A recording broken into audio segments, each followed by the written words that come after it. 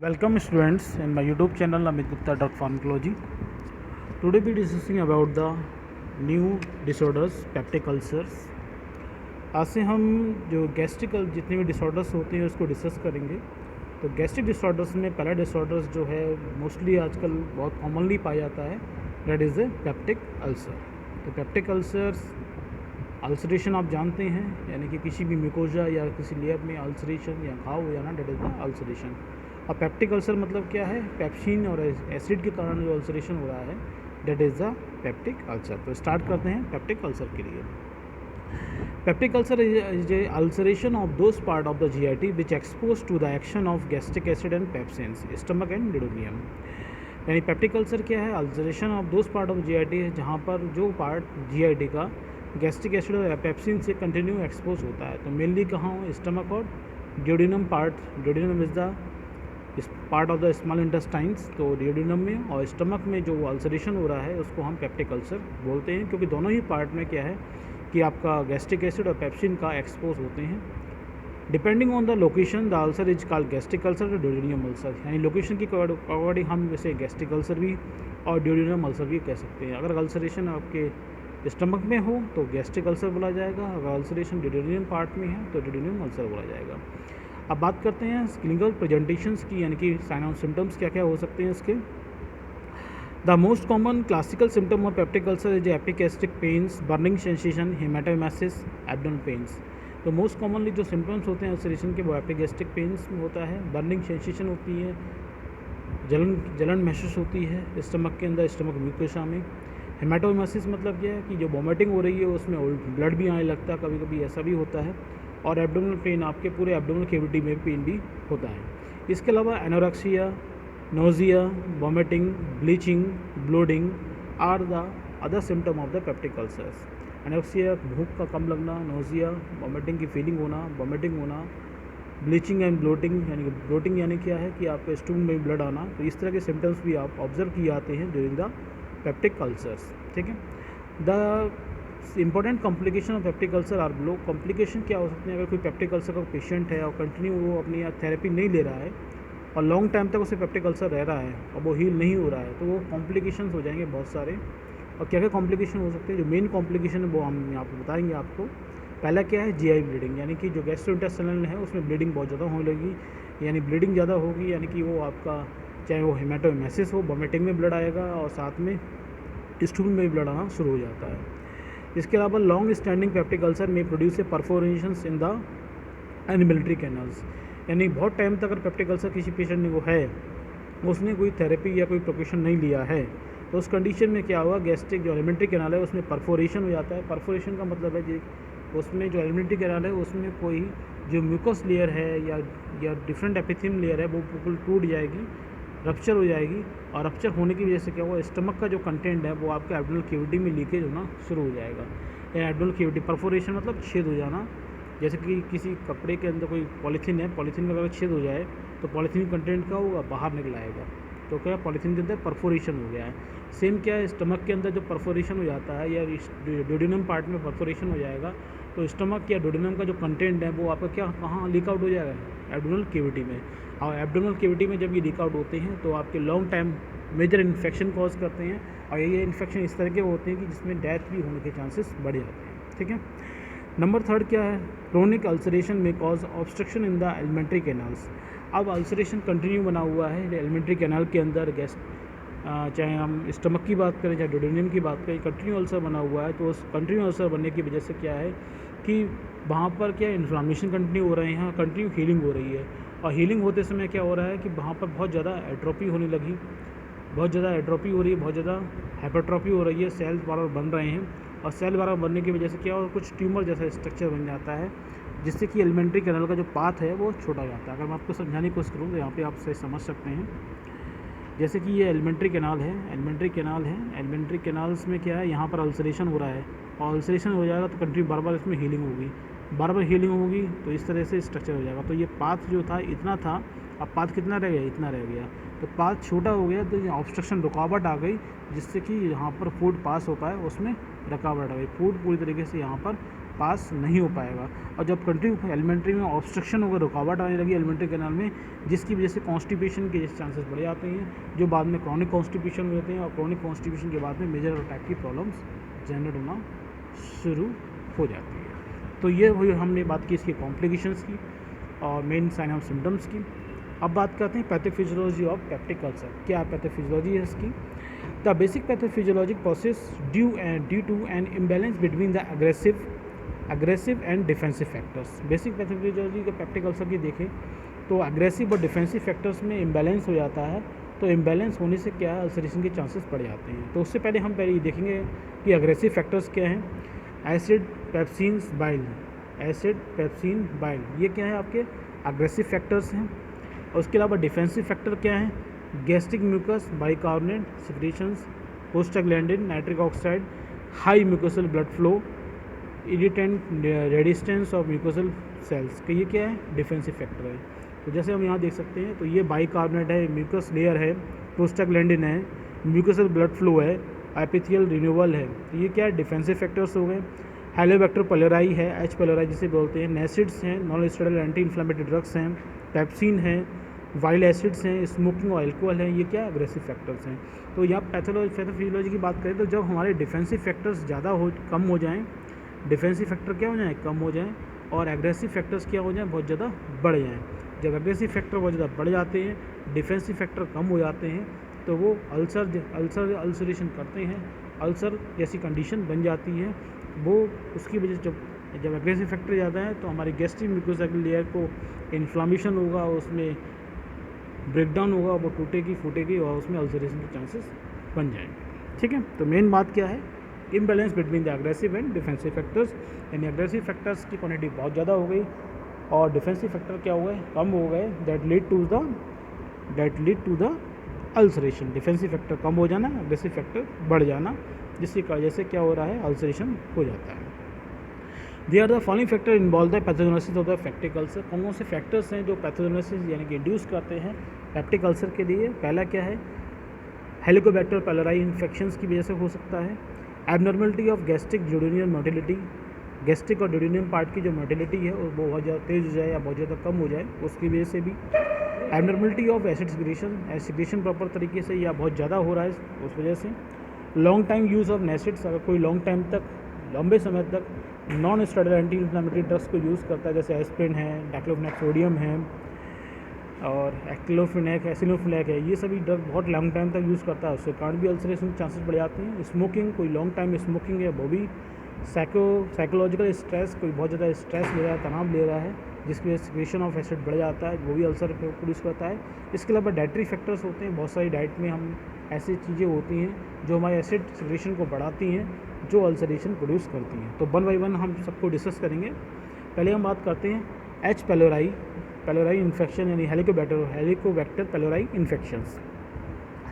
H. pylori is a gram-negative rod bacteria that found between the mucosa coat और epithelium cell in the stomach. epithelial cell of stomach और mucosa के बीच में पाया जाता है ये। This organism produce large amount of enzymes urease. ये enzyme urease को प्रोड्यूस करते हैं, which decompose the urea present in the gastric juice to ammonia and carbon dioxides. ये जो एंजाइम यूरेज प्रोड्यूस करेंगे, जिसकी वजह से क्या होगा, तो गैस्ट्रिक जूस में जो यूरिया प्रेजेंट है वो आपकी डिकम्पोज हो जाती है अमोनिया में और कार्बन डाइऑक्साइड में। The ammonia neutralise the acid and the organism and जो अमोनिया है वो आपको न्यूट्रलाइज कर देगा एसिड कंटेंट के लिए।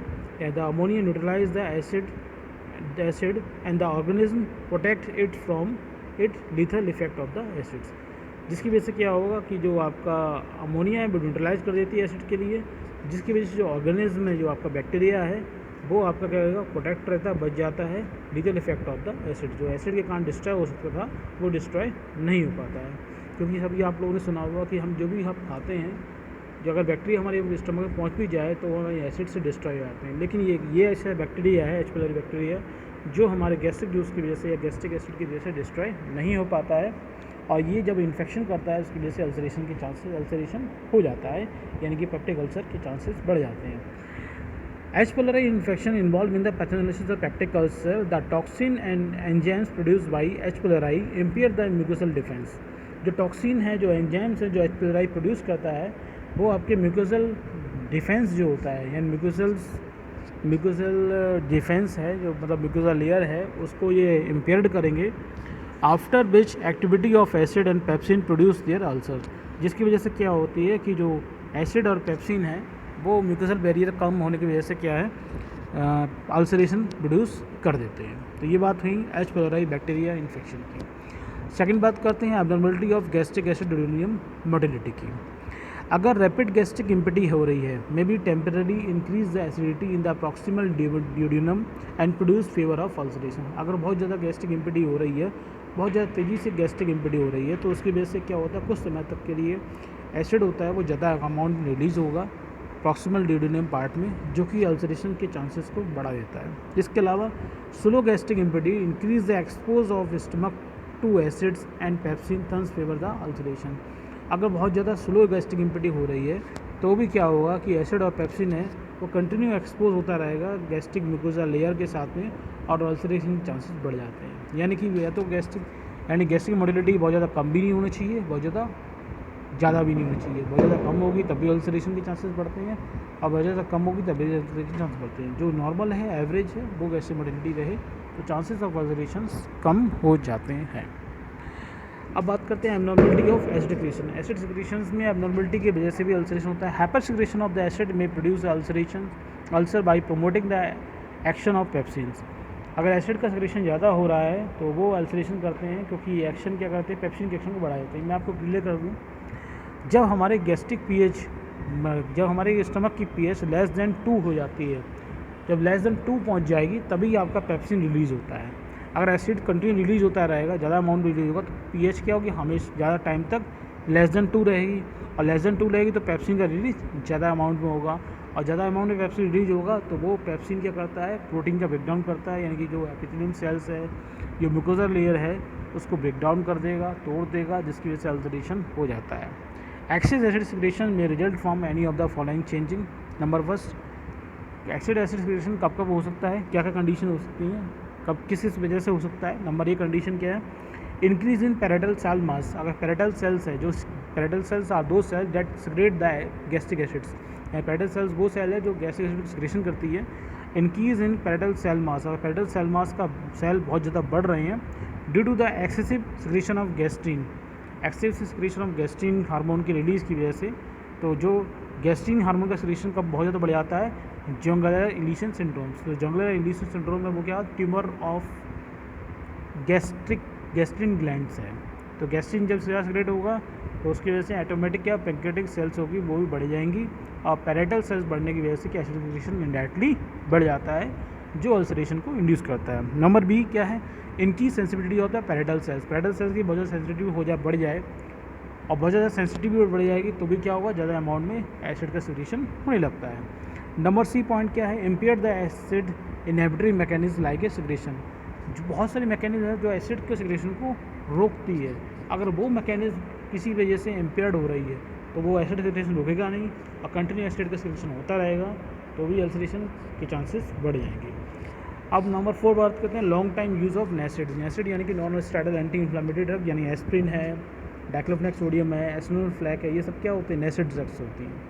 तो क्रोनिक नेसिड थेरेपी में इंड्यूस अल्सरेशन 2 वेज, 2 कारण हो सकते हैं अल्सरेशन इंड्यूस होने के। पहला कारण क्या है, नेसिड की वजह से direct irritation of gastric mucosa to produce inflammation subsequently ulcer. क्योंकि ये जितने नेसिड ड्रग्स हैं वो डायरेक्टली अगर म्यूकोसा के साथ कॉन्टैक्ट में आते हैं तो म्यूकोसा में इन्फ्लामेशन करते हैं, और लॉन्ग टाइम तक अगर ये बार बार इन्फ्लामेशन होता रहेगा तो अल्सरेशन के चांसेस बढ़ जाते हैं।